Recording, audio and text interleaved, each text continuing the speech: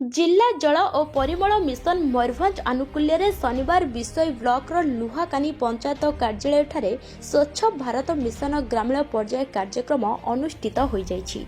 लुहाकानी सरपंच सालमा टुडुंग तत्वावधान अनुष्ठित यह कार्यक्रम में पंचायत निर्वाही अधिकारी रवींद्र नाथ सिंह, बीआरसी सुकांती सोरेन, पंचायत समिति सभ्य दिलीप गिरी, वार्ड सभ्य भुवन बेहेरा, सत्यव्रत बेहेरा, अशोक बेहेरा, देवाशीष मंडल, सांबादिक अनवर हुसैन प्रमुख जोगदे कार्यक्रमर आभिमुख्य संबोधन बुझाइथिले एवं स्थानीय स्वयं सहायक गोष्ठी लक्ष्मी प्रतिमा ग्रुप सभापति निहारिका बेहेरा, सुलोचना बेहेरा, तुलसी बेहेरा, सूर्यमणि बेहेरा, मानी बेहेरा, रुदन बेहेरा, कौशल्या सिंह, कदमा नायक, जाउना हेम्रम, सुषमा बेहेरा, गीता नायक और सुस्मिता नायक प्रमुख एही कार्यक्रम में सक्रिय अंशग्रहण करथिले।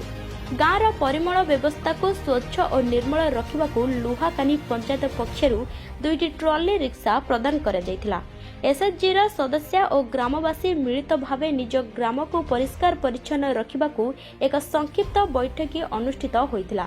जोगाण सहायक बुलू बेहेरा, समाजसेवी देवाशीष मंडल, अशोक बेहेरा प्रमुख एही कार्यक्रम परिचालन में सहयोग करथिले। मयूरभंज विषय अनवर हुसैन का रिपोर्ट, गुगली न्यूज।